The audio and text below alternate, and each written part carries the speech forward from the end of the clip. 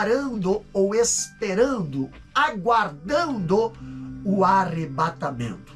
Vamos ler Bíblia, então? 1 Tessalonicenses, capítulo 5. Primeira carta do apóstolo Paulo à igreja na cidade de Tessalônica, né? Capítulo 5, versículo 1 em diante, que diz assim a palavra do Senhor. Mas, irmãos, acerca dos tempos e das estações, não necessitais de que se vos escreva, porque vós mesmos sabeis muito bem que o dia do Senhor virá como o ladrão de noite. Pois que, quando disserem a paz e segurança, então lhes sobrevirá repentina destruição, como as dores de parto aquela que está grávida, e de modo nenhum escaparão. Mas vós, irmãos, já não estáis em trevas, para que aquele dia vos surpreenda como um ladrão. Porque todos vós sois filhos, filhos da luz e filhos do dia. Nós não somos da noite, nem das trevas. Não durmamos, pois, como os demais, mas vigiemos e sejamos sóbrios. Porque os que dormem, dormem de noite, e os que se embebedam, embebedam-se de noite. Mas nós, que somos do dia, sejamos sóbrios, vestindo-nos da couraça da fé e da caridade, e tendo por capacete a esperança da salvação. Porque Deus não nos destinou para a ira, mas para a aquisição da salvação por nosso Senhor Jesus Cristo, que morreu por nós, para que, quer vigiemos, quer durmamos, vivamos juntamente com Ele. Pelo que exortai-vos uns aos outros e edificai-vos uns aos outros, como também o fazeis. Meus queridos, aqui nós vemos que atitude a igreja ela deve ter em relação à segunda vinda de Cristo. Quando falamos da doutrina das últimas coisas, especialmente a segunda vinda de Cristo, ela tem despertado grande interesse nos círculos evangélicos nos últimos 2 séculos, né? Mais precisamente. Inúmeras obras, elas foram escritas com as perspectivas as mais diferentes. Agora, essa revitalização da doutrina, né, escatológica trouxe fortalecimento na fé e profundo engajamento missionário por parte de alguns, infelizmente, sérios desvios por parte de outros. Atualmente, meus queridos, nós vemos 2 extremos com respeito ao debate desses assuntos. Primeiro, aqueles que se entregam à curiosidade frívola. Não poucos estudiosos da Bíblia, no afã de mergulhar nas profecias bíblicas, eles chegam às raias do entusiasmo e, inconsequente, marcando data para a segunda vinda de Cristo e descrevendo minúcias desses auspícios, acontecimentos escatológicos. Agora, a grande tese de Paulo, né, que a igreja não deve se preocupar com as minúcias da data da segunda vinda de Cristo. Mas sim, a igreja deve estar preparada para a sua volta. E eu pergunto para você, você está preparado para a volta de Cristo? Vigilância e trabalho, e não especulação, é o que a Bíblia Sagrada nos ensina quanto a esse momento, né? Quanto a esse tema. Então a razão por que não foi necessário aqui Paulo escrever para os Tessalonicenses acerca do tempo, né, dos tempos e épocas da segunda vinda de Cristo, como nós vemos aqui no versículo 1, quando ele diz: mas irmãos, acerca dos tempos e das estações, não necessitais que se vos escreva. Então não era que eles julgassem essa informação irrelevante ou desnecessária, mas porque ele já havia ensinado a eles que este tema estava além da esfera de seu ensino. O papel da igreja não é saber tempos ou épocas que o Pai reservou para a sua exclusiva autoridade, mas é estar enganjada na obra e preparada para aquele dia, o dia da volta de Cristo. Não foi revelado aos anjos, não foi revelado a nós. Por quê? Porque é de autoridade exclusiva do Pai. Quando nós olhamos Mateus 24 e 36, também Atos capítulo 1, versículo 7, ali nós temos esse texto, se vocês quiserem anotar aí, para servir aí de contexto. Mas nós temos também aqueles que se entregam ao ceticismo incrédulo. Pastor, se por outro lado, existe aqueles que deixam de fazer a obra por causa da expectativa eminente da volta de Cristo, há também, de outro lado, aqueles que vivem despreocupadamente, né? Sem dar crédito à volta de Cristo. E estes são quem? São os zombadores. Quem são esses? São os escarnecedores que andam dizendo, né? Onde está a promessa da segunda vinda? Como Pedro lá escreve na sua segunda carta, lá em 2 Pedro capítulo 3, versículo 4, né? Onde diz, onde está a promessa da sua vinda? Por quê? Desde que os pais dormiram, todas as coisas permanecem como desde o princípio da criação. Tem gente que já perdeu a esperança, tem gente que já não crê mais que Jesus vai voltar buscar a sua igreja, tem gente que já não tem mais aquela preocupação, vivem como que se Cristo não fosse mais voltar. E no meio desses dois extremos, como a igreja de Cristo deve se portar? No meio desses dois extremos, que atitude deve ter em relação à volta de Cristo?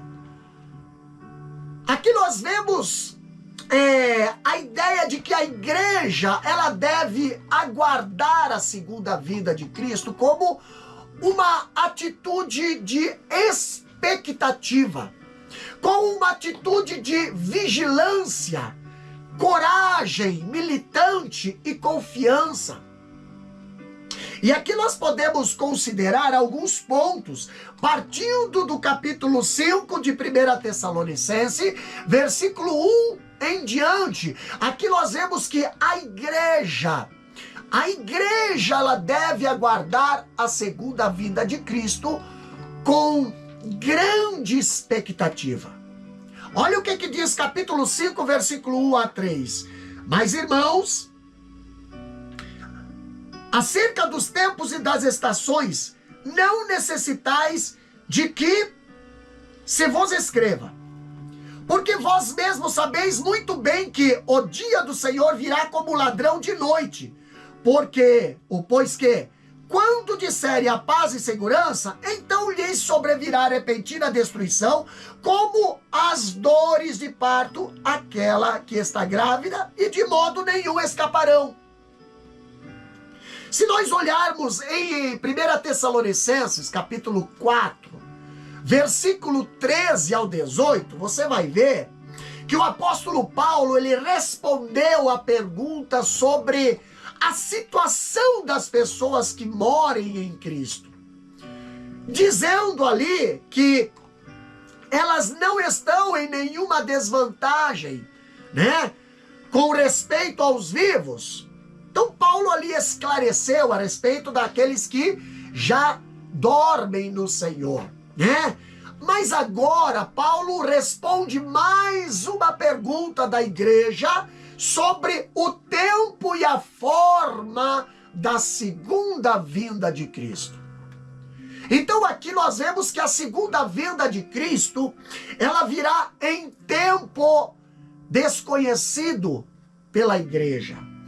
Paulo já havia ensinado a igreja sobre o Cronos e o Kairos, né, de Deus em relação à segunda vinda de Cristo. Mas o mesmo fizera Jesus também com os apóstolos. Lá em Atos capítulo 6, versículo 6 a 7, né? Ali nós vemos que, dizendo ali que não lhes competia saber tempos ou épocas, o dia do Senhor, ou dia da segunda vinda de Cristo, só é conhecida por Deus. Como diz Mateus capítulo 24, versículo 36. Então qualquer especulação sobre essa data é perda de tempo, é desobediência ao ensino bíblico. Entendeu? A palavra cronos, ela significa o tempo cronológico, os acontecimentos que se seguem um ao outro, enquanto a palavra kairos é um tempo particular e a natureza dos eventos que acontecem. Então aqui nós vemos que a palavra cronos, ela denota simplesmente duração de tempo ou o tempo visto em sua extensão, enquanto a palavra kairos refere-se ao tempo apropriado ou o momento certo.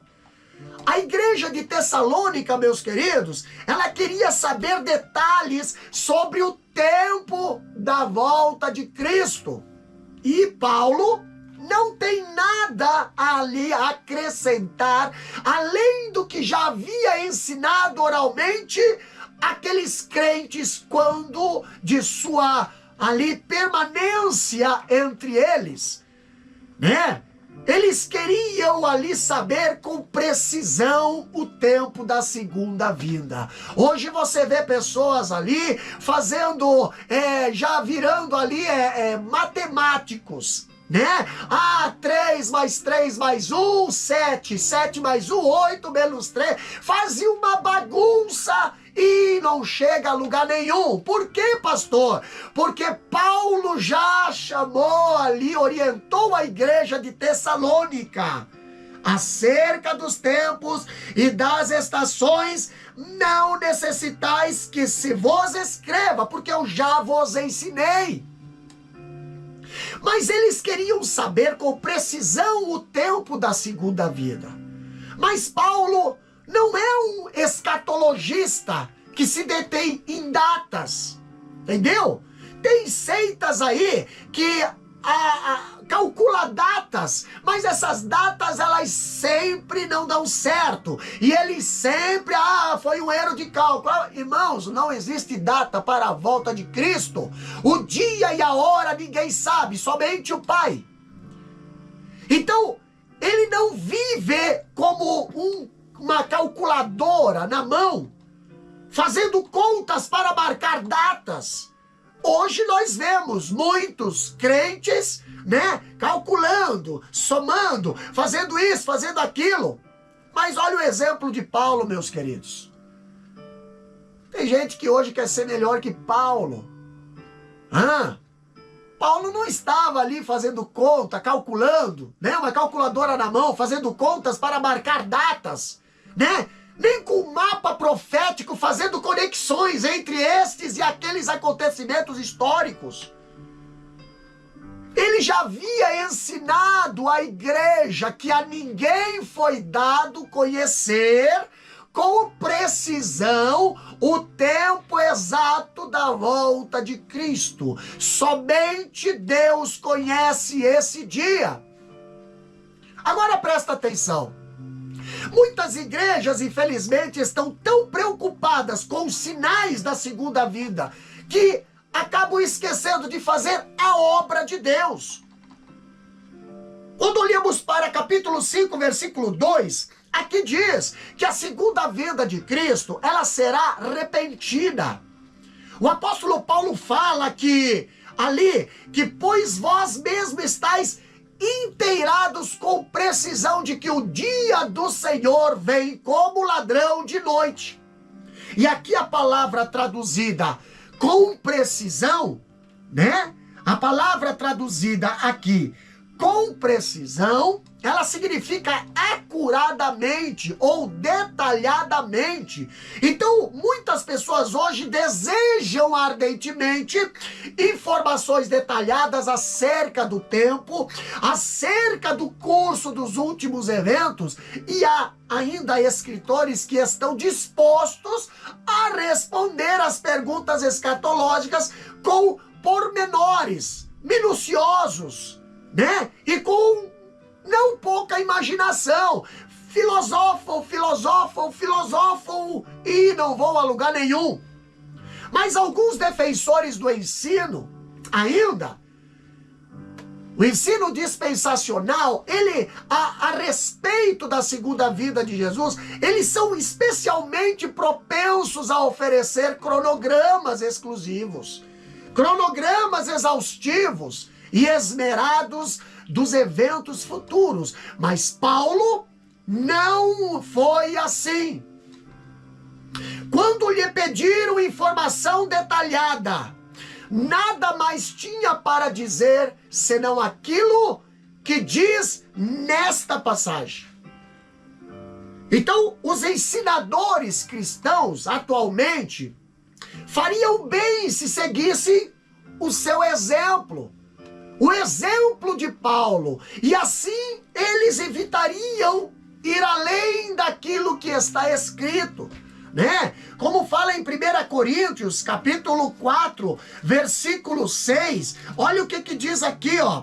1 Coríntios, capítulo 4, versículo 6, anota aí, diz bem assim, ó: e eu, irmão, apliquei essas coisas, por semelhança a mim e a Apolo, por amor de vós, para que em nós aprendais a não ir além do que está escrito, não vos ensoberbecendo a favor de um contra o outro.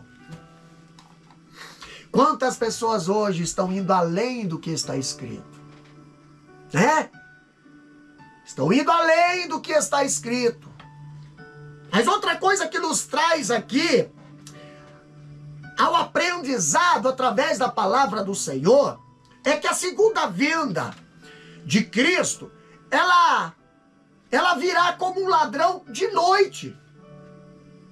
E essa mesma comparação é usada pelo Senhor Jesus lá em Mateus capítulo 24, 43, Lucas capítulo 12, versículo 39, e também pelo apóstolo Pedro e 2 Pedro 3 e 10, né? Jesus, ele virá de forma repentina e rápida.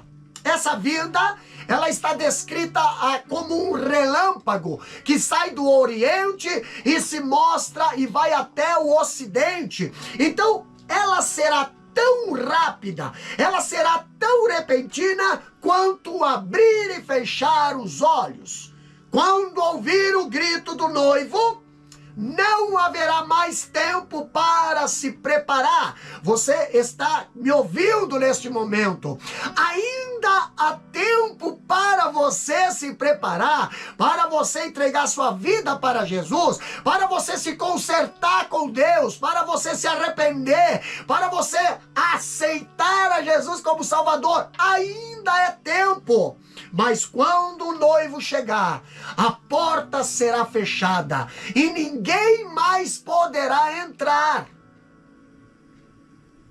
Quando olhamos para esta passagem, no versículo 2, aqui nós vemos que a segunda vinda de Cristo será inesperada. Irmão, o ladrão, ele vem quando não é esperado e pega muitas das vezes a família de surpresa. Ele sempre chega de surpresa. Ele não envia telegrama: olha, eu tô indo aí assaltar tua casa, olha, eu tô indo aí roubar os teus bens. Não, o ladrão, ele não envia telegrama anunciando o dia e a hora da sua chegada.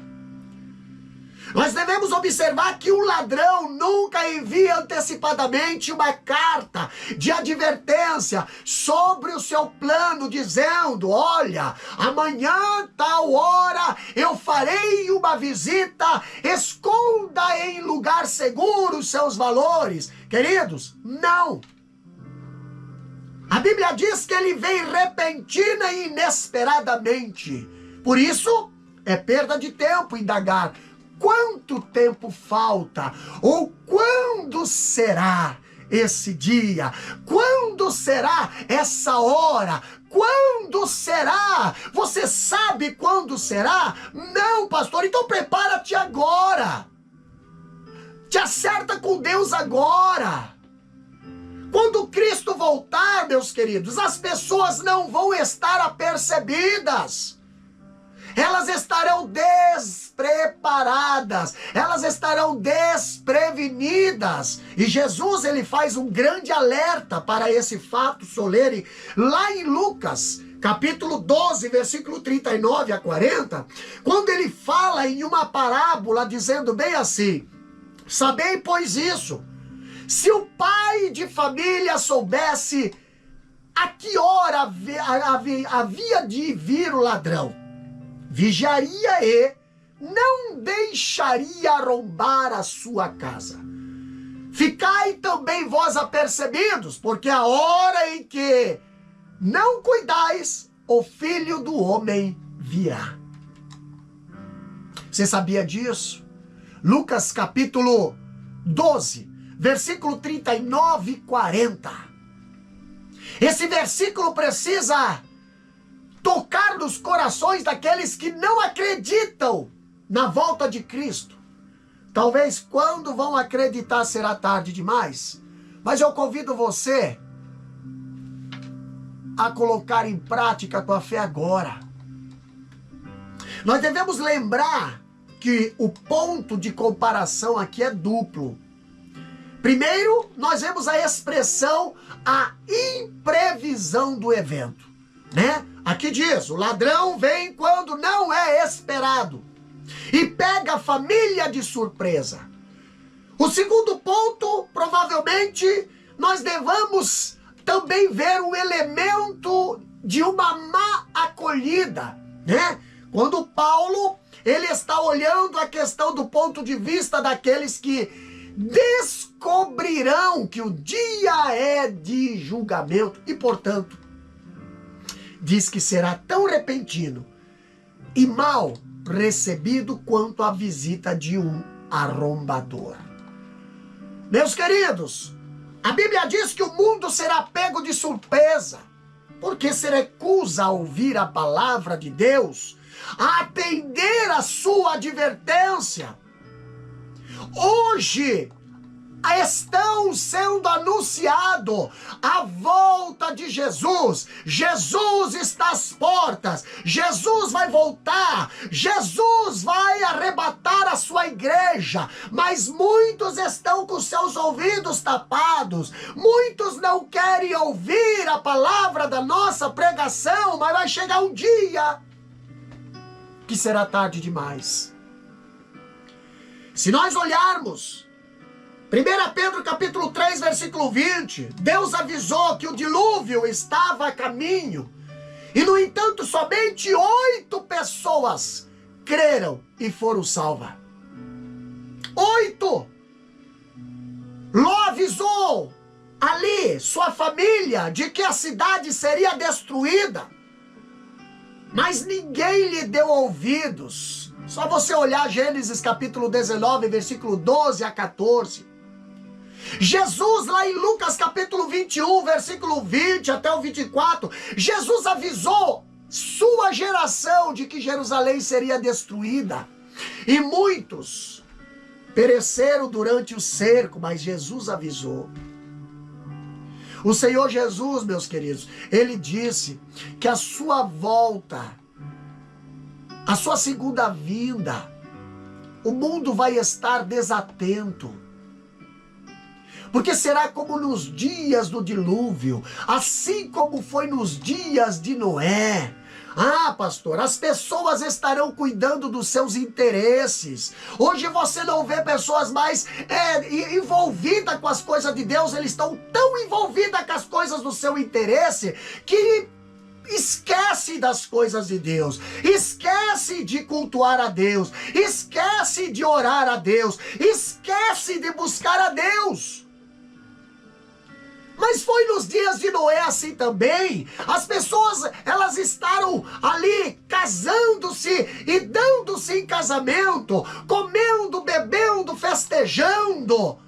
E estas coisas não são más em si mesma, mas quando, porém, a alma é totalmente absolvida por elas, como um fim em si mesmo, de tal forma que as necessidades espirituais são negligenciadas. Então elas se transformam em maldição e não mais em bênção. A segunda vinda de Jesus, versículo 3, ela nos diz que Jesus virá num tempo de aparente paz e segurança. Aqui nós vemos o apóstolo Paulo, ele falando, né? Quando andarem dizendo paz e segurança, eis que lhe sobrevirá repentina destruição. Como vê as dores de parto, aqui está para dar à luz, e de nenhum modo escaparão. Aqui nós vemos a fraseologia, paz e segurança. Ela ecoa nas passagens lá do Antigo Testamento, lá em Jeremias capítulo 6, versículo 14, Jeremias capítulo 8, versículo 11, lá no profeta Ezequiel capítulo 13, versículo 10 e Miqueias capítulo 3 e 5, que falam da atividade de falsos profetas que asseguravam o povo que nada tinha a temer a despeito da podridão que caracterizava a sociedade. Aqui nós vemos que Paulo, no entanto, o pensamento ele pode dizer respeito mais ao mundo pecaminoso que se consola pensando que nada lhes pode acontecer.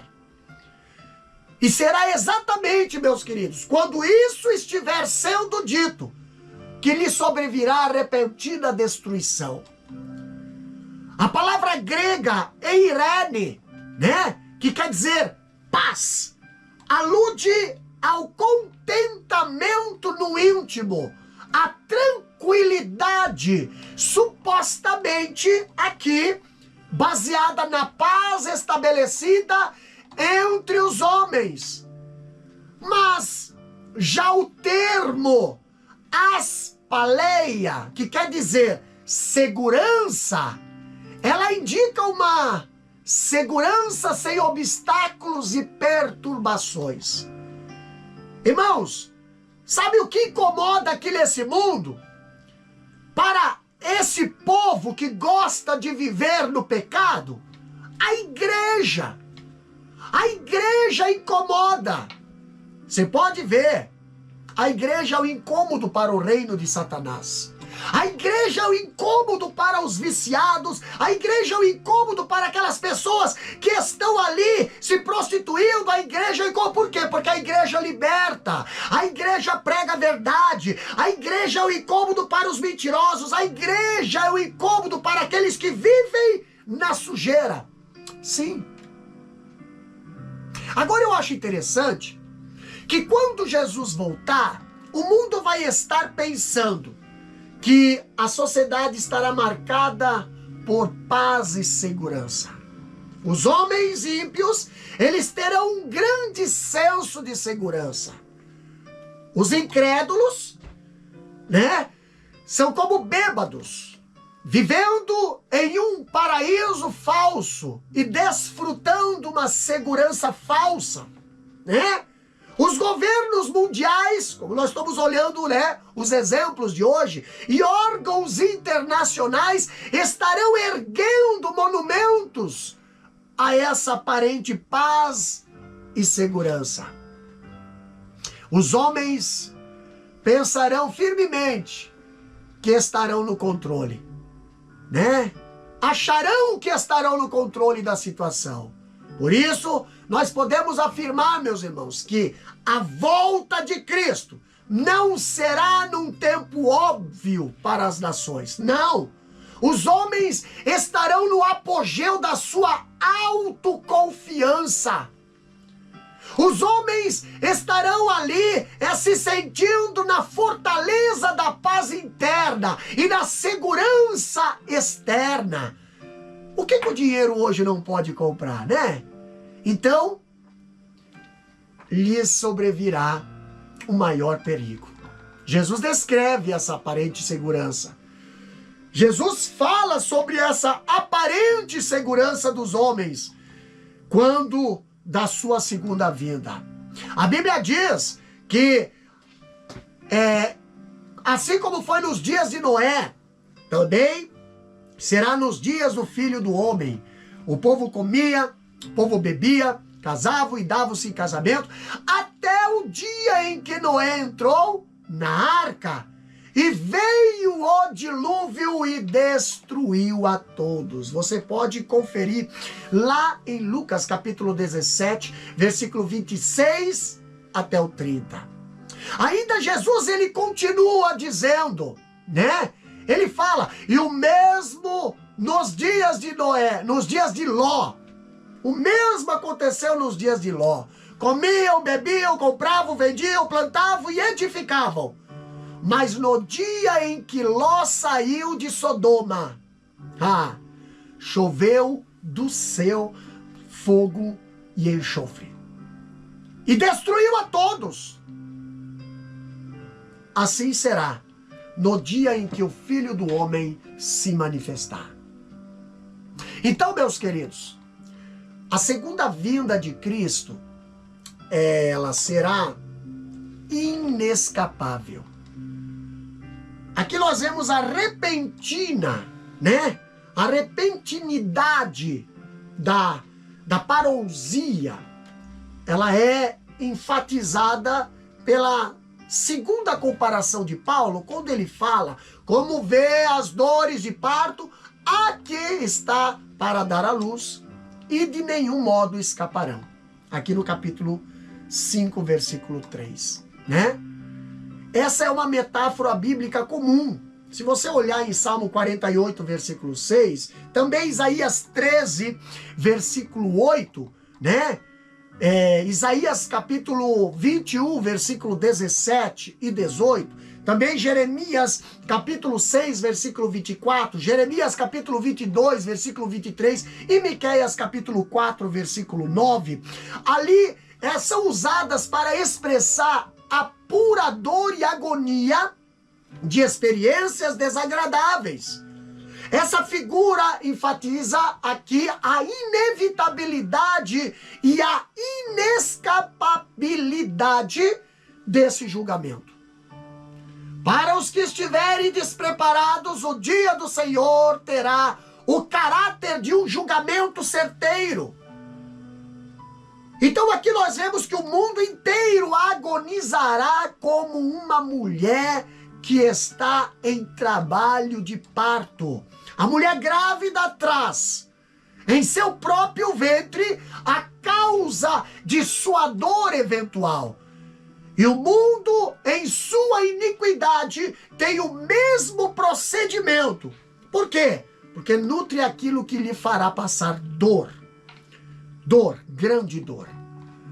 A volta de Cristo não apenas virá de forma repentina, não apenas virá de forma inesperada, mas também será inescapável. Meus queridos, o julgamento e destruição serão absolutamente certos para os ímpios. Não vai ter para onde se esconder, não vai ter o que vai livrar da mão ou do juízo de Deus. Não haverá escape. Todos os seres humanos que não colocarem a sua confiança em Cristo irão enfrentar esse terrível dia do Senhor. Eu convido você mais uma vez, entrega a tua vida a Cristo hoje, porque amanhã pode ser tarde demais. Será como dor de parto que vem inescapavelmente para a mulher grávida. Assim, nós vemos Paulo. Ele aqui está mostrando para os irmãos de Tessalônica com essa metáfora e essa inevitabilidade e a inescapabilidade do julgamento. Ninguém poderá se esconder. Ninguém poderá escapar dessa manifestação gloriosa, nem evitar esse glorioso e terrível dia. Não! Jamais os ímpios, aqueles que rejeitaram a palavra hoje, aqueles que não deram crédito à palavra da salvação hoje, jamais eles escaparão às dores desse dia, esse dia estupendo, evento da história.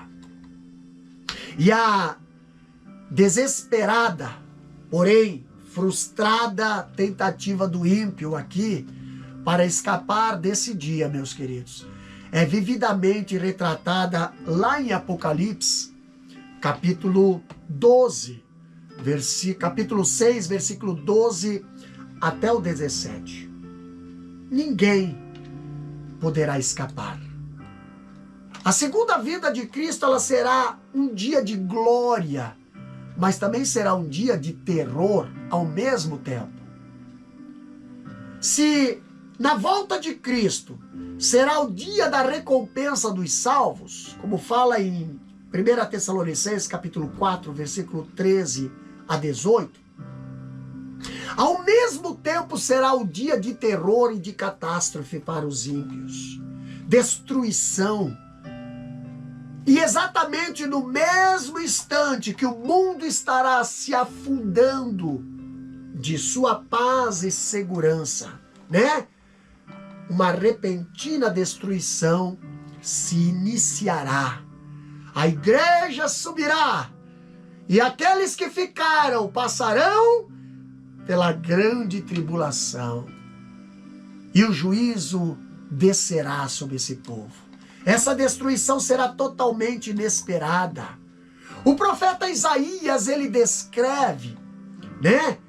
Ele diz ali, o Ivai, pois ali em Isaías 13, 6 a 8, ele diz, Uivai, pois perto está o dia do Senhor. Vem de Todo-Poderoso, como assolação, pelo que todos os braços se tornarão frouxos, e o coração de todos os homens se derreterá.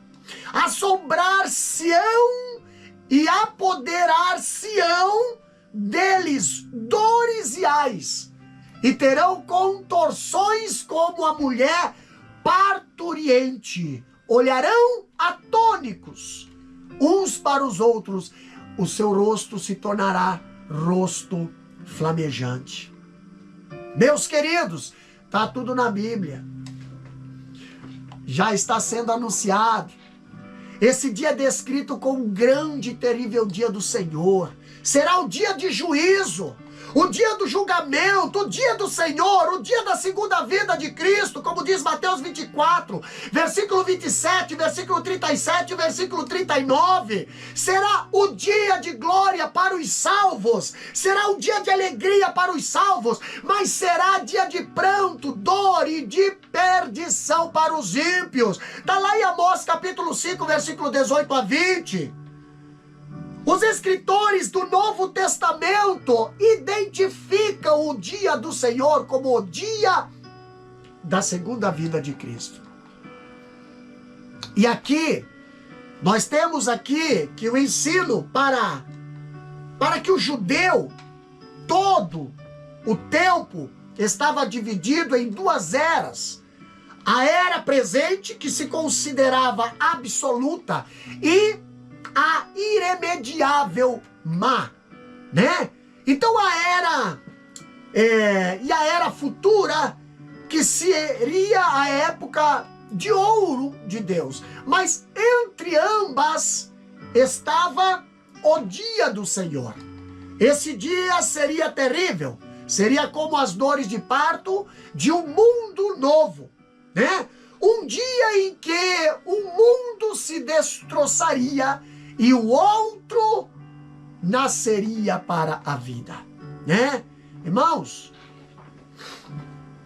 estamos esperando esse dia raiar. Estamos esperando esse novo céu e essa nova terra. Estamos aguardando esse dia. Mas aqui, o apóstolo Paulo, no capítulo 5, versículo 4 até o 7, ele fala que a igreja ela deve aguardar a volta de Cristo com profunda vigilância. Aqui diz o apóstolo Paulo que ele está fazendo em todo este parágrafo um contraste entre os salvos, que estão preparados para a segunda vinda de Cristo, e os ímpios, que estão despreparados. Eu pergunto para você, antes de nós entrarmos aqui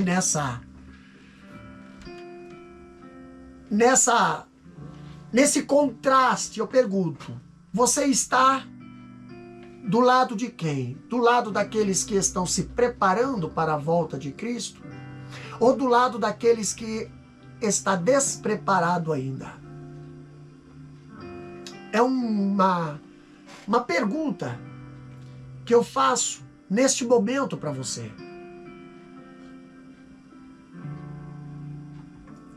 E nesse contraste entre os que estão se preparando e os que não estão se preparando. Aqui nós vemos Paulo descrever aqueles que buscam conhecimento, mas há aqueles que ainda permanecem na ignorância. Capítulo 5, versículo 1, versículo 2. Há aqueles que estão na expectativa, mas há aqueles que vão ser pego de surpresa. Versículo 3 até o versículo 5. Também há aqueles que andam em sobriedade, mas há aqueles que estão em embriaguez. Capítulo 5, versículo 6 até o 8. Há aqueles que alcançarão a salvação, porque estão esperando, mas há aqueles que não querem aguardar Jesus e alcançarão o julgamento. Então, duas verdades aqui nós precisamos destacar. Primeiro, é a vigilância. A vigilância, como diz o capítulo 5, versículo 4 e 5, o apóstolo Paulo ele fala que a vigilância é o resultado de uma transformação espiritual. Vigilância. Como dissemos, Paulo agora formula um contraste entre os salvos e os ímpios. Ele diz que os salvos são filhos da luz e os filhos do dia, e não estão mais nas trevas. não estão mais na ignorância do pecado. Então, aqui nós vemos que esses irmãos que se constituem numa nítida antítese com os homens do mundo, esses últimos serão em trevas, envolvidos por elas, submerso nelas, e as trevas, elas entram em seus corações, elas entram em suas mentes, elas entram em todo o seu ser. E essas são as trevas do pecado, meus queridos. Essas são as trevas da descrença. E aqui nós vemos que é em razão dessas trevas que os descrentes não são sóbrios.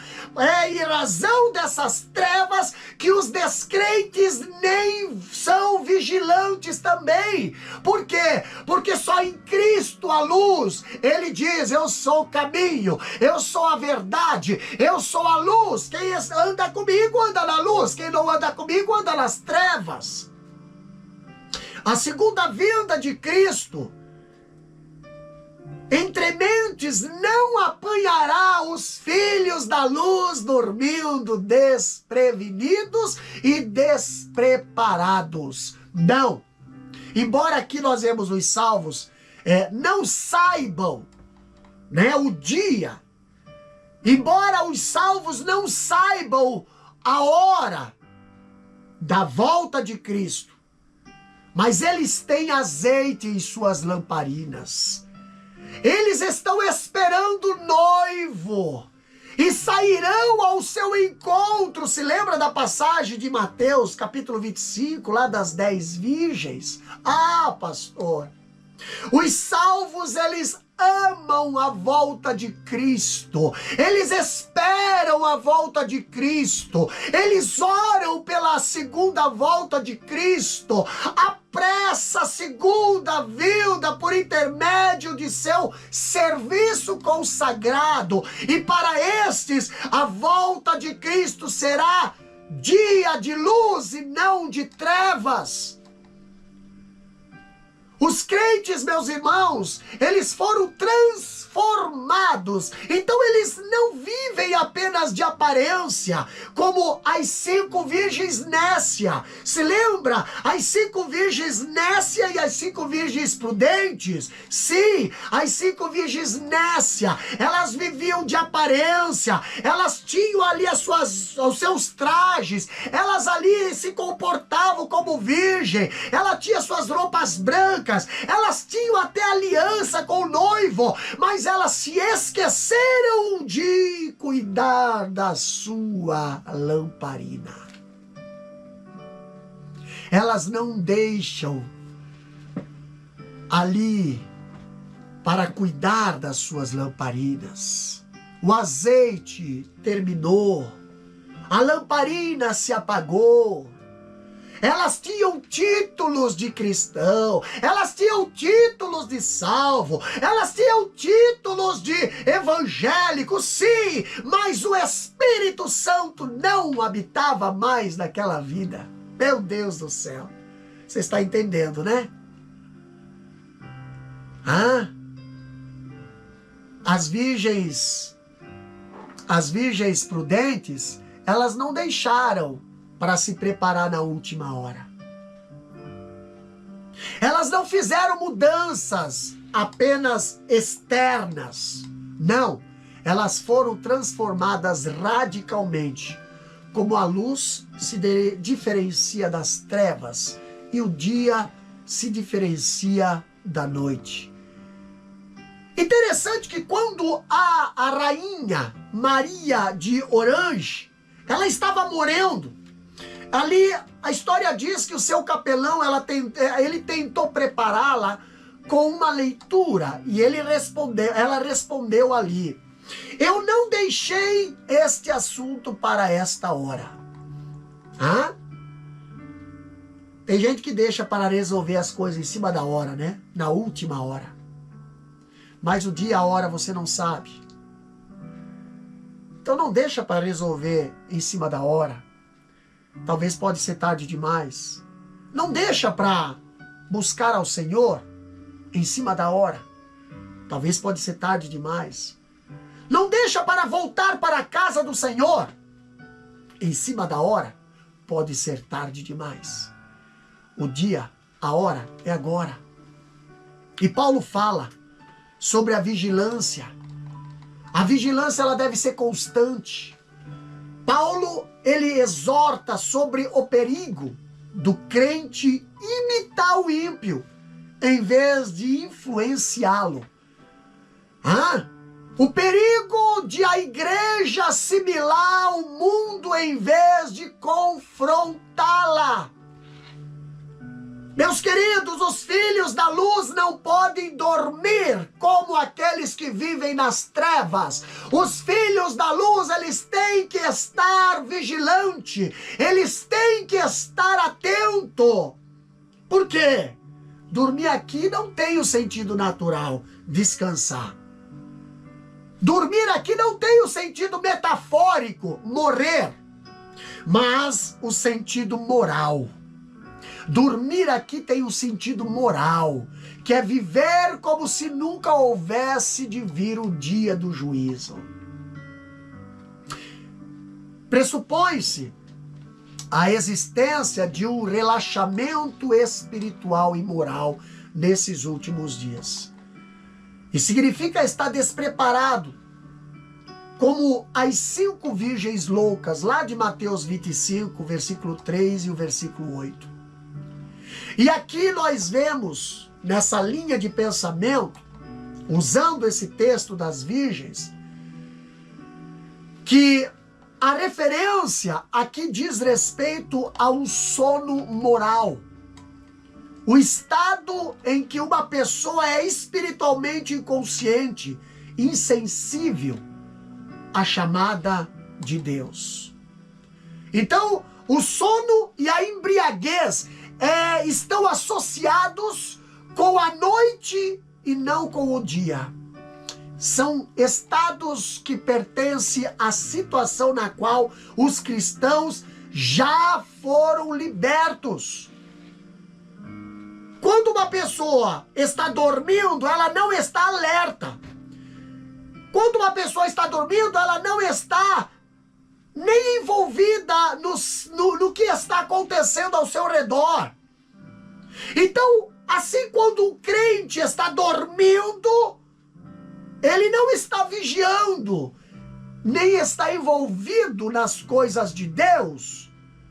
Quando eu estou falando dormindo aqui no sentido moral. E Jesus, ele fala em Mateus capítulo 25, versículo 13. Vigiai, pois, porque não sabeis o dia nem a hora.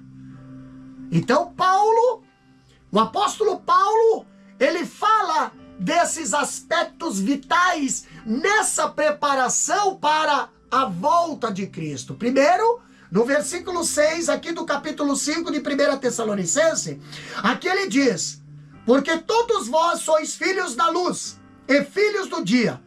Nós não somos da noite nem das trevas. O que Paulo está querendo dizer? Paulo está querendo dizer que os filhos da luz, eles vivem vigiando. Nós vemos aqui a necessidade de vigiar. Os filhos da luz, eles devem estar atentos e viver de olhos abertos. Que olhos são esses, pastor? Olhos espirituais. Eles devem observar os avisos e atentar para as promessas de Deus. Quais são as promessas de Deus? Eis que cedo venho. Guarda o que tu tens. Eis que cedo venho. Arrepende-te. Eis que cedo venho.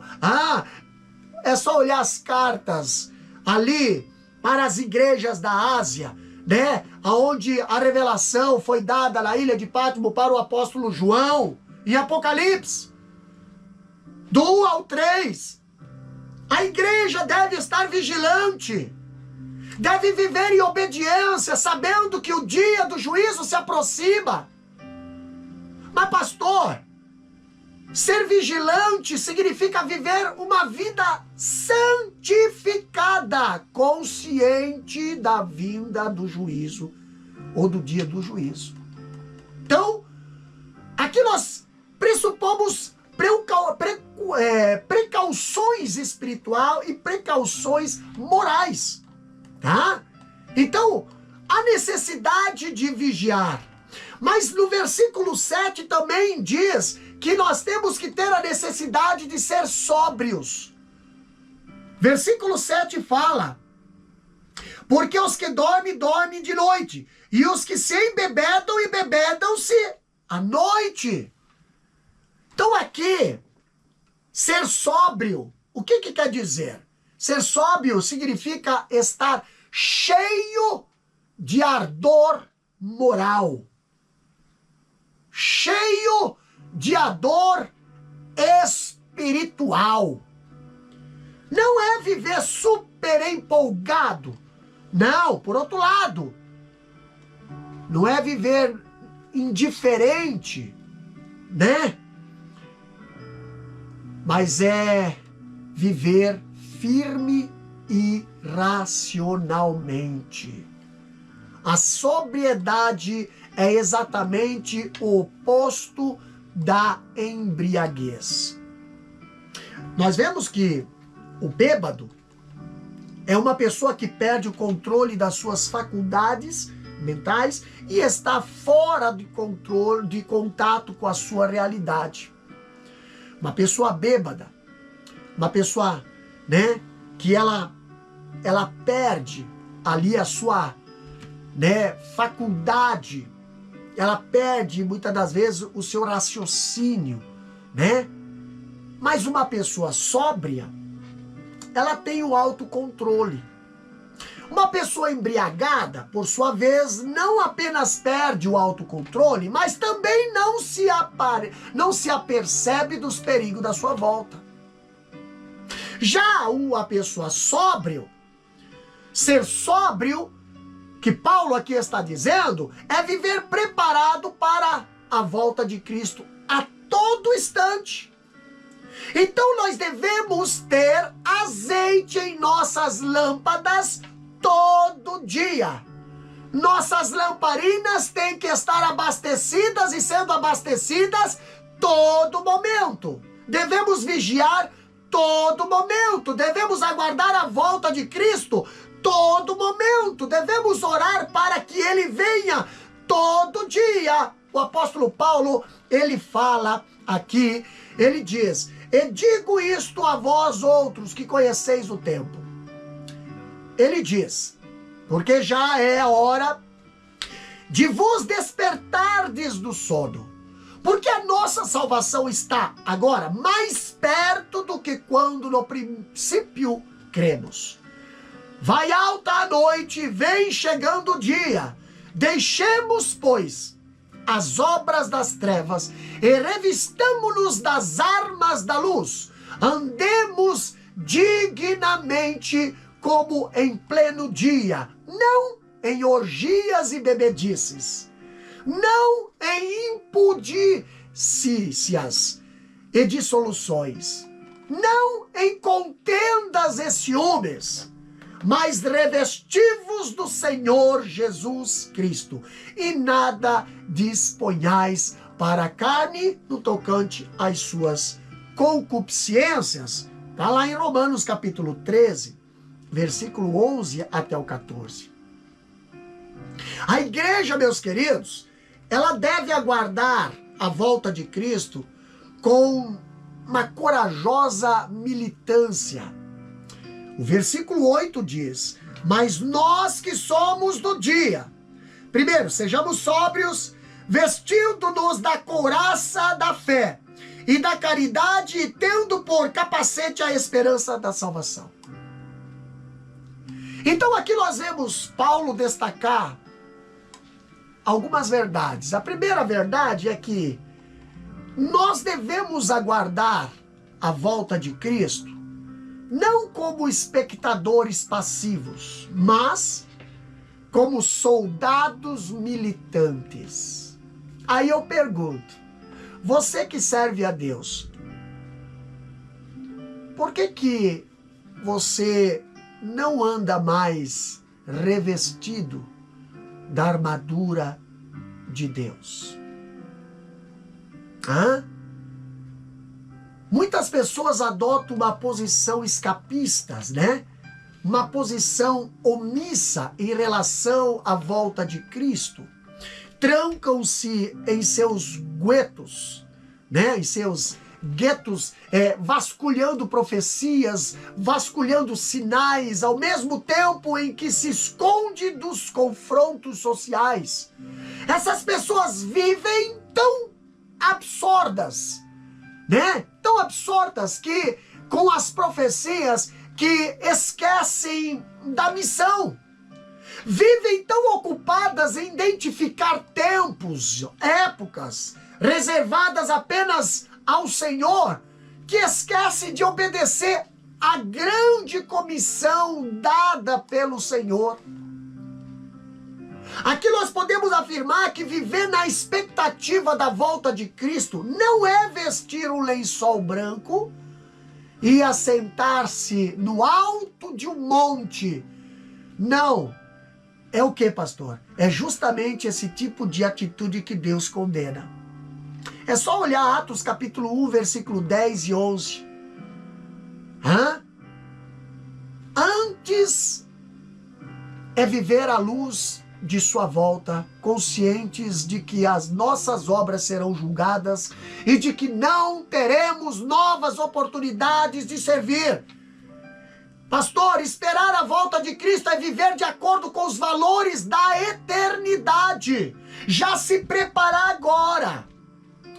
Aqueles que chegam a pensar e também a pregar que quanto pior, melhor, né? Porque assim Cristo está mais perto de voltar para buscar a sua igreja. Também há aqueles que subscrevem essa visão míope e fogem do mundo, em vez de serem elementos de transformação no mundo. Mas aqui Paulo ele nos ensina que a posição é de enfrentamento e não de fuga.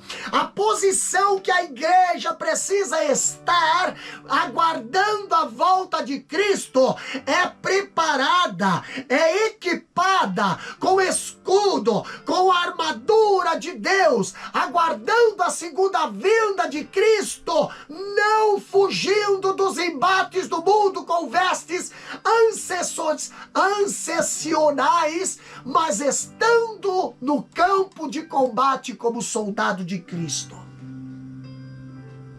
Nós devemos lutar para acordar os que estão dormindo.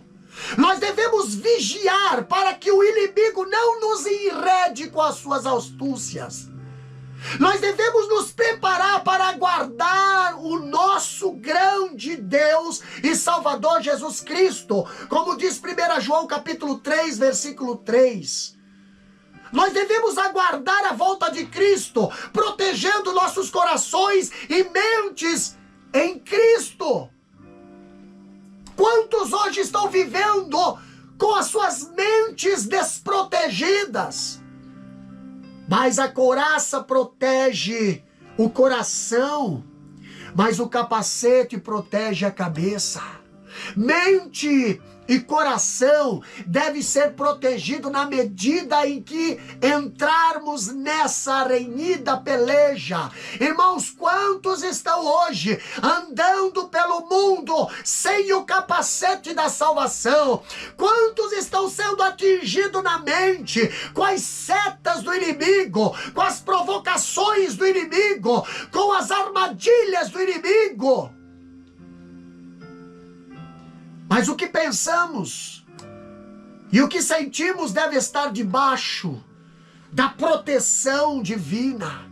Enquanto aguardamos a volta de Cristo, a nossa mente tem que estar protegida, o nosso coração tem que estar protegido, a nossa razão, a nossa emoção precisa estar protegido.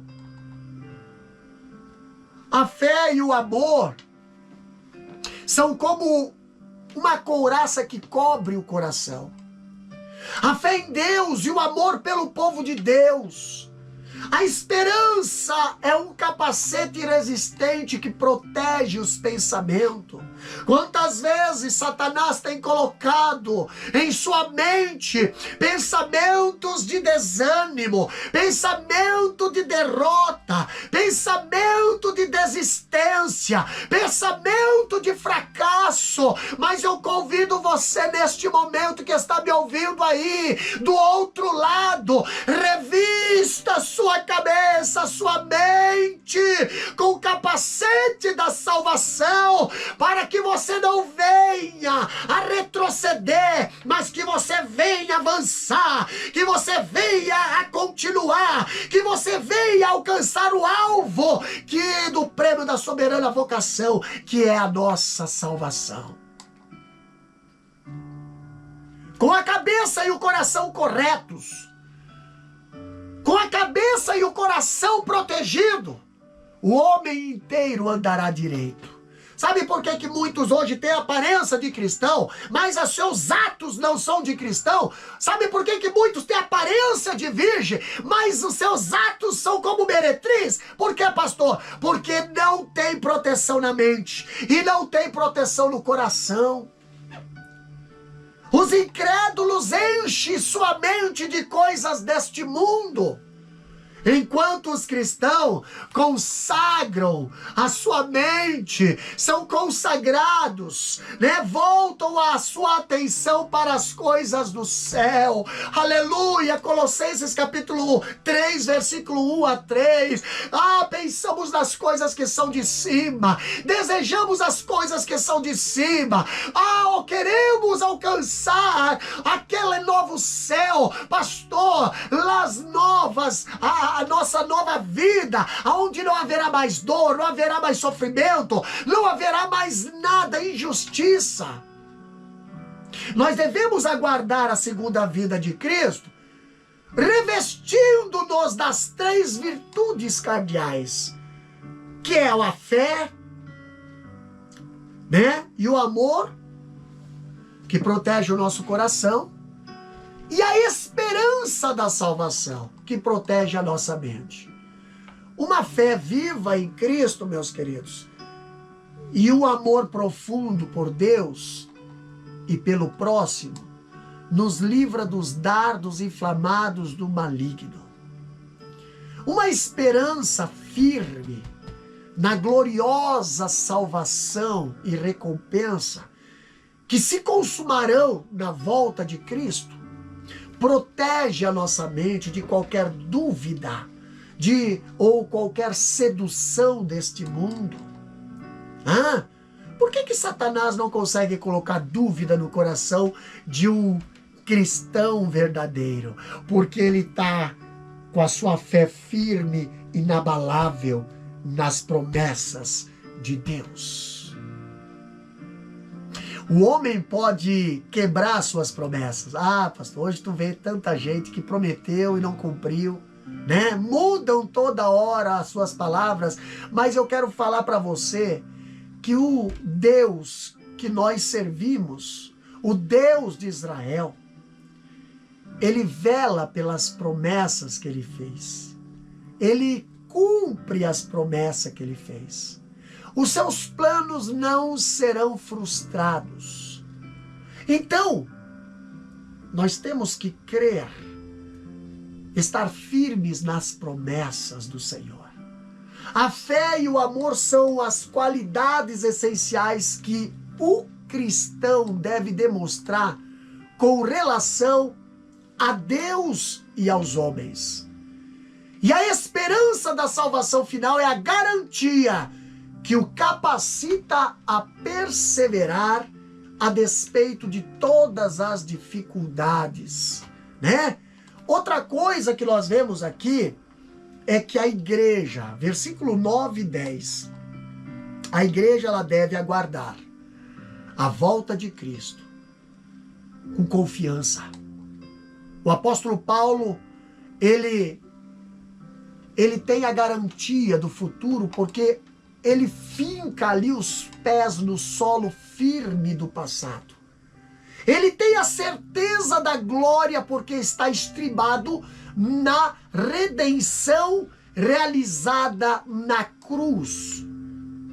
Paulo, ele destaca aqui algumas verdades a respeito da nossa salvação. Primeira verdade, ele fala sobre a eleição divina, né? Versículo 9 diz: porque Deus não nos destinou para a ira, mas para a aquisição da salvação, por nosso Senhor Jesus Cristo. Então a nossa salvação não nos foi dada com o resultado dos nossos méritos ou obras, não.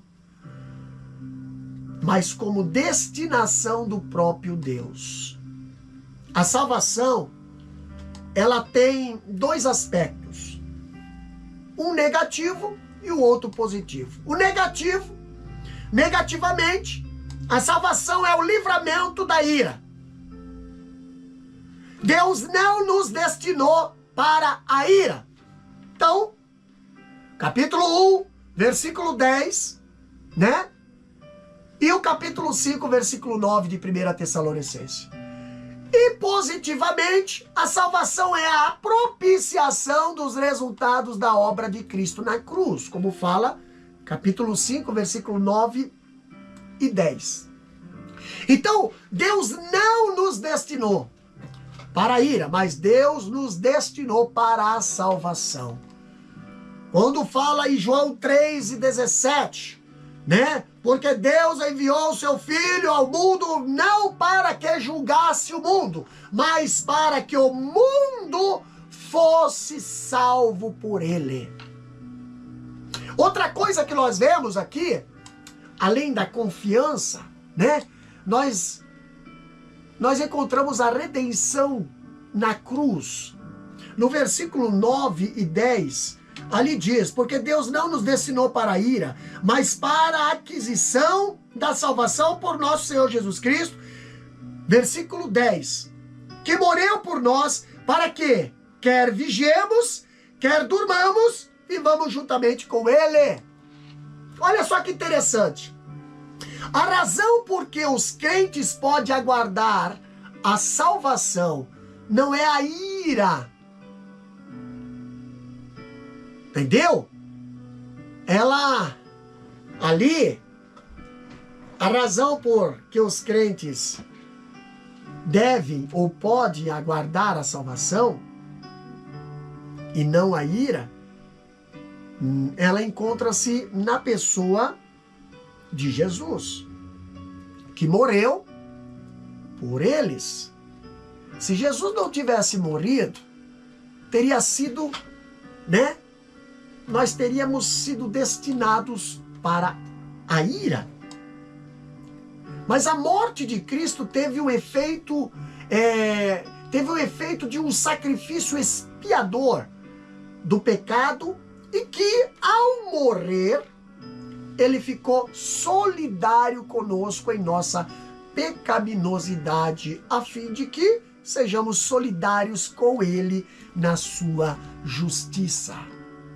Então, alcançamos a salvação mediante nosso Senhor Jesus Cristo. E não é pelos seus ensinos ou milagres, mas por sua morte. Não é pelos seus ensinos, não é ali pelos milagres que Jesus alcança.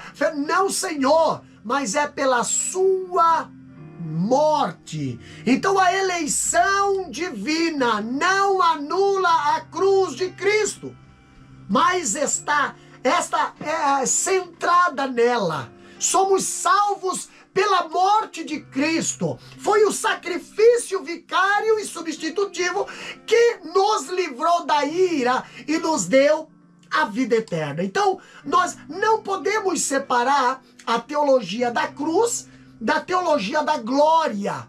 Jesus, ele morreu a nossa morte para vivermos a sua vida. Quando ele diz: quem quiser vir após mim, negue-se a si mesmo, tome a cada dia a sua cruz e siga-me. Então a razão porque os crentes podem aguardar a glória e não a ira é porque o Pai nos destinou para a salvação. Como diz ali em 2 Timóteo capítulo 1, versículo 9. Também 2 Tessalonicenses capítulo 2 e 13 e Efésios 1 e 4. Entendeu? E também porque Cristo, ele morreu por eles. Morreu por nós. Aqueles a quem Deus predestina, a esses também Deus chama, justifica e glorifica. Como diz Romanos capítulo 8, versículo 30, tá? Nós fomos predestinados à salvação. O plano da salvação foi feito antes da criação do mundo. Antes. Então, nós não deveríamos ir para a perdição. Nós deveríamos alcançar a salvação. O inferno não foi feito para o homem. O inferno foi criado para o diabo e seus anjos. Entendeu? Quando olhamos também o terceiro ponto aqui, fala sobre a comunhão eterna, né? A comunhão eterna do versículo 10, que morreu por nós para que, quer vivamos, quer durmamos, vivamos juntamente com ele. Aqui Paulo está dizendo que tanto os que estão vivos, os que vigiam, quanto os que morrem, que são os que dormem, eles estarão em união com Cristo. Tá? Estamos unidos com Cristo agora e também estaremos unidos com Ele no céu. Quem não está com Cristo agora, esquece, não estará com Ele no céu. Apocalipse capítulo 3, versículo 20 diz: eis que estou à porta e bato. Se alguém ouvir a minha voz e abrir a porta, então eu entrarei, cearei com ele e ele ceará comigo. Primeiro você precisa abrir a porta do teu coração para ele entrar, fazer morada no teu coração, para depois você ir morar com ele. Ah? Então olha só, nós já morremos com Cristo, já ressuscitamos com Ele, já estamos assentados nas regiões celestiais com Ele, estaremos com Ele para sempre, reinaremos com Ele por toda a eternidade. Nada, ninguém neste mundo, nem no porvir, poderá nos separar dele. Aqui nós vemos a confiança na herança dessas bênçãos. Ela encoraja os crentes ao consolo recíproco e à edificação mútua, como diz o versículo 11. Pelo que exortai-vos uns aos outros e edificai-vos uns aos outros, como também o fazeis. Então o crente não apenas edifica-se a si mesmo, mas ele é edificado por outros. O crescimento espiritual, meus queridos, da igreja, ele depende da contribuição de cada um dos membros. Então, grande parte do nosso trabalho até a volta gloriosa de Cristo é confortar, é encorajar uns aos outros, dizendo: permaneça firme, não desista, Jesus está voltando. É só mais um pouquinho de tempo. Precisamos encorajar uns aos outros, como diz o versículo 11. Precisamos encorajar uns aos outros, com respeito ali à nossa gloriosa esperança. A nossa pátria não é aqui, meus queridos. O nosso destino é a glória. Jesus, quando subiu ao céu, ele falou: vou para a casa do meu Pai preparar-vos lugar, para quando eu vir, levar-vos para estar junto comigo. Você quer? Você deseja? Então, nós estaremos orando por você nesse momento. Quem sabe você ainda não aceitou a Jesus. Quem sabe você ainda não entregou a sua vida para Ele. Mas Deus marcou esse encontro. Deus marcou essa hora para que você ouvisse essa palavra, para que você meditasse nessa palavra, para que o Espírito Santo trabalhasse no teu coração. Segue ao Senhor. Aceita Jesus. O amanhã não pertence para nós. Mas se Jesus voltar essa noite, se as trombetas tocarem esta noite, eu faço uma pergunta para você. Onde passarás a eternidade? Aonde passarás a eternidade? Como está a tua vida com Deus? Você que está afastado dos caminhos do Senhor, faz tempo que você não vai à presença do Senhor. Faz tempo que você abandonou a fé, quebrou a aliança, se tornou um filho pródigo longe da casa do Pai. O Pai ainda está com a porta aberta. O Pai te ama. Ele está dizendo: volta. Volta que o teu lugar está reservado aqui ainda. Volta que o Cordeiro já está separado. Volta. Volta que Ele vai trocar as tuas vestes. Volta que Ele vai calçar um novo calçado. Ele vai colocar o anel, a aliança na tua mão de volta. Volta. O Pai está te esperando. O Pai te ama. Volta porque a porta pode se fechar a qualquer momento. Jesus pode vir arrebatar a sua igreja. E eu quero que você suba junto com a igreja. Eu quero que você suba para o céu. Porque aqueles que ficaram aqui vão sofrer. Vão sofrer o juízo de Deus. Então por isso que essa mensagem está chegando aos teus ouvidos. Neste momento. Para que você venha se voltar-se para Deus. Entregar a tua vida para o Senhor. Deus pode mudar o teu cativeiro. Deus pode reverter essa situação que você está. Deus pode quebrar essas correntes que tem te escravizado no vício, te escravizado no mundo das drogas, da prostituição. Deus pode te libertar hoje, se você entregar a tua vida para Ele. Deus pode colocar um coração novo na tua vida. Deus pode te trazer a verdadeira paz que faz tempo que você não sente mais. Você procurou no dinheiro e o dinheiro não te trouxe a verdadeira alegria. Você procurou nas festas e nas baladas e você não conseguiu porque aquilo lá é passageiro. E hoje você se encontra largado no chão, muitas das vezes numa situação que nem a sociedade não quer mais você, não te valoriza, nem a família não consegue mais te valorizar e te reconhecer. Mas eu quero dizer para você que o Senhor, Ele ainda não se esqueceu de você. Jesus, Ele ainda tem uma promessa para a tua vida. Jesus ainda tem um galardão para a tua vida. Ele morreu por você também, porque Ele te ama. E eu quero orar por você. Você que se encontra enfermo, nós estaremos orando por você. Você que precisa, uma porta se abre, emprego, está desempregado. Você que está aí com uma causa na justiça, saiba que Jesus é o advogado dos advogados. Nós estaremos orando. Você que quer aceitar Jesus como Salvador, coloca a sua mão, levanta a sua mão para o céu. Você que tem uma enfermidade, coloca a sua mão na sua enfermidade.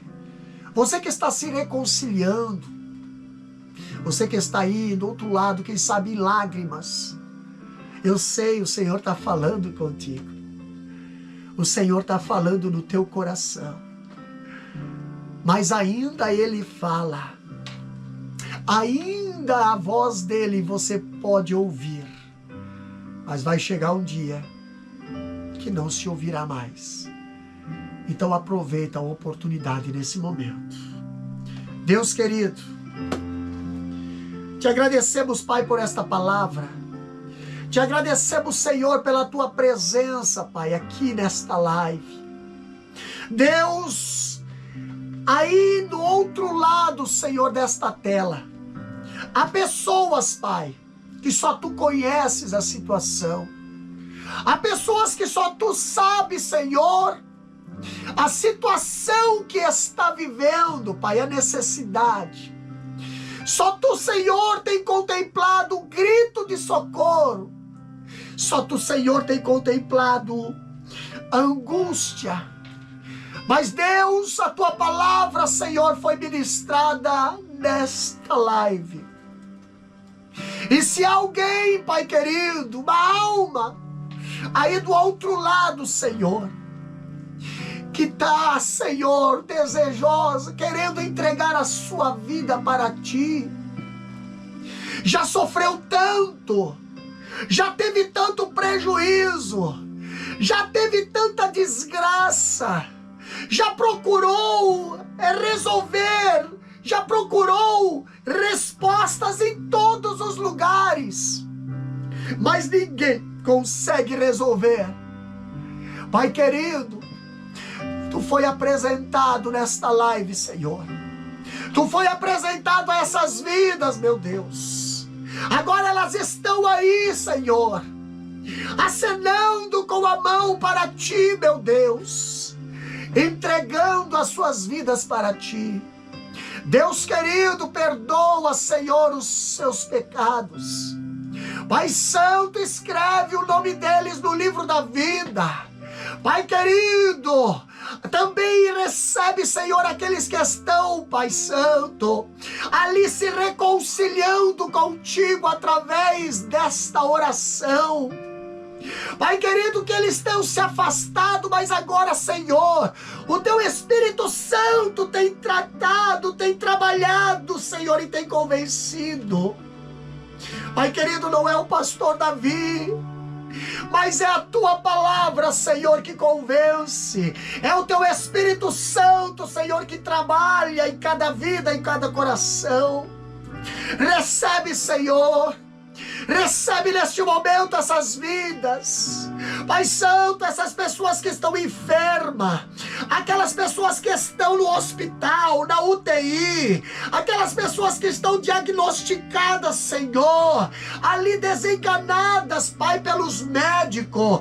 Repreende, Senhor, o câncer, repreende o tumor, repreende, Senhor, a veia entupida, repreende, Deus querido, a depressão, repreende, Senhor, a obra de macumba, repreende, Senhor, toda a seta do inimigo que tem atingido, Senhor, o corpo destas pessoas. Pai querido, o teu nome é poderoso para operar milagres e maravilhas, Pai. Neste momento, vai ao encontro dessas vidas que estão aí do outro lado, enfermas, Senhor. Nós cremos em Ti, nós cremos no milagre, nós cremos no poder da Tua palavra. O Teu nome é poderoso na face da terra, Senhor.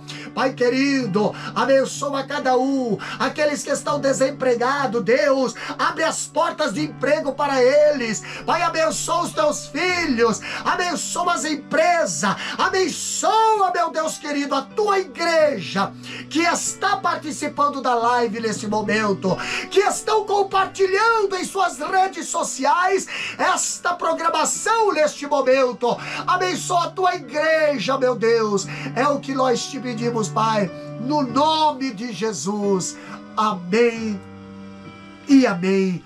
Graças a Deus.